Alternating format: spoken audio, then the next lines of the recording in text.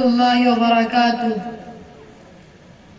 نحمده ونصلي على رسوله الكريم أما بعد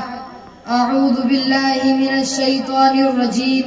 بسم الله الرحمن الرحيم هو الذي أرسل رسوله بالهدى ودين الحق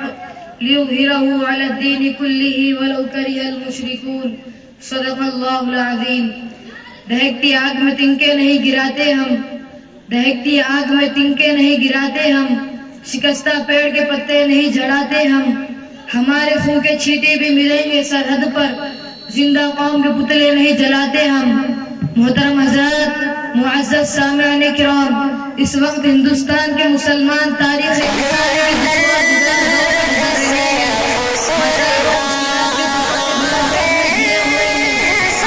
مصائب نے ہر طرف سے احاطہ کر رکھا ہے ایک طرف اسلام اور اسلامی آثار و روایات کو مٹانے کی ناپاک کوششیں کی جا رہی ہے تو دوسری طرف مدارس عربیہ کا پورا ڈھانچہ باطل کے شکنجے میں ہے پورے ملک میں مدارس پر زبردست الغار ہو رہی ہے اور عالمی سطح پر دین اداروں کے خلاف زیر افشانی کی جا رہی ہے کوئی دن ایسا نہیں گزرتا کہ فرقہ پرست تنظیم کا کوئی لیڈر مدارس اسلامیہ کے خلاف ہزار سرائی نہ کرتا ہو کبھی ان اداروں کو قومی دھاروں سے منحرف بتایا جاتا ہے کبھی انہیں رجعت پسندی کا طعنہ دیا جاتا ہے غرض ہے کہ باطل طاقتیں مدارس کے خلاف کھل کر سامنے آ گئی ہے اور اب فرقہ پرست طاقتیں سر چڑھ کر بول رہی ہے اور تعصب سینوں سے نکل کر شاہراہم پر آ چکا ہے اور اسلام کے دشمنوں نے پورے ملک میں تعصب آنا کا جال بچھا دیا ہے اور باطل طاقتوں نے پورے ماحول میں نفرت و عداوت کا بیج بو دیا ہے اور اسلام دشمن تنظیمیں عالمی سطح پر مدارس اعلی کردار کشی میں سرگرم ہے اور اسی پر بس نہیں بلکہ آج ان مدارس کو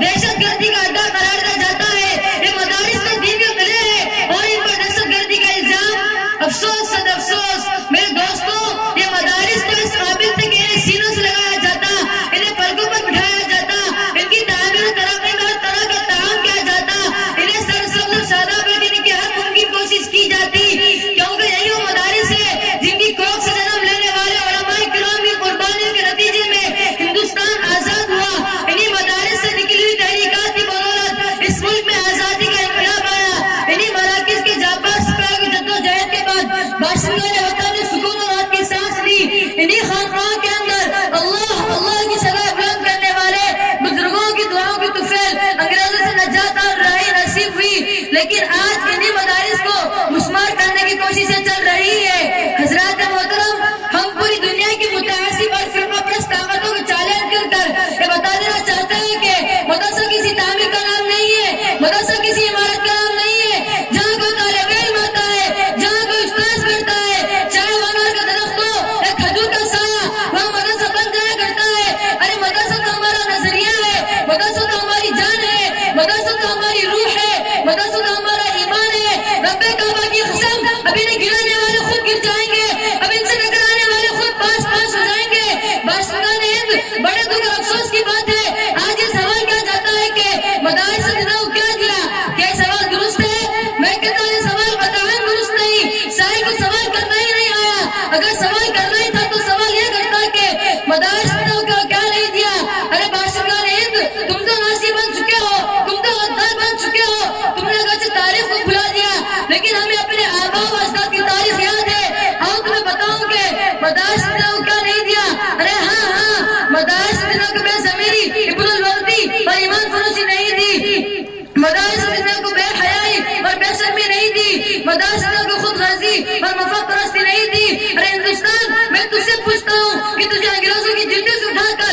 اقتدار پر کس نے بٹھایا تجھے غلامی پنجروں سے پرندے کی طرح پرواز کرنا کس نے سکھایا تجھے قیدی سے شاعری اور غیر وطنی سے بتانے کس نے بنایا ہم سے ہمارے کارنامے اور داستانیں معلوم کرنے والوں میں تمہیں کیا بتاؤں اور کہاں تک بتاؤں اگر تم سے ہو سکے تو ہماری داستان افریقہ کی بمبا کے طوفان سے پوچھو ہماری داستان بالاکوٹ کی پہاڑی سے پوچھو ہماری داستان شاملی کے میدان سے پوچھو ہماری داستان عدالت کے کٹہرے سے پوچھو ہماری داستان پھانسی کے پھندوں سے پوچھو ہماری داستان کالے پانی سے پوچھو یہ تمام کے تمام ہمارے خلوص و وفا کے نغمے سنائیں گے آج کثرت پر دلانے والوں اور اقتدار پر گھمنڈ کرنے والوں تمہاری حکومت انگریز کی حکومت سے طاقتور نہیں تمہاری شاطرانہ چال انگریز سے تیز نہیں یاد رکھو اگر تم باز نہ آئے تو آج میں کھل کر یہ پیغام دے رہا ہوں کہ صرف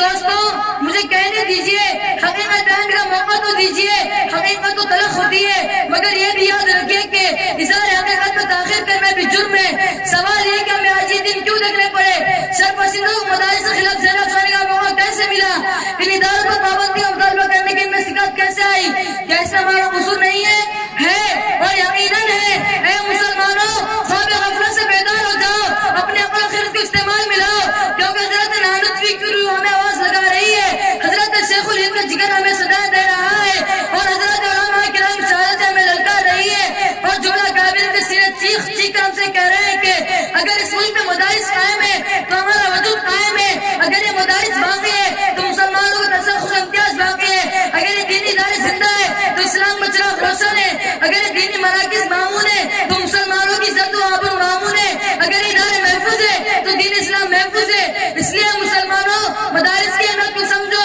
مکاتب دینہ کی فادیت کو محسوس کرو اور دینی ادارے کے قیام کی طرف خاص توجہ دو، اور یہ یاد رکھو کہ اگر اندرونی طور پر ہم نے اپنے آپ کو تیار کر لیا اور نوجوانوں نے اسلام کے دلوں کو قرآن و سنت کی تعلیمات کو منور کر دیا تو انشاءاللہ العزیز دنیا کی کوئی بھی طاقت ہمارے سامنے ٹک نہیں سکے گی۔ بس دعا ہے کہ مولا کریم مجھے اور آپ سب کو اس پر عمل کرنے کی توفیق عطا فرمائے، آمین۔ وآخر دعوانا الحمدللہ رب العالمین۔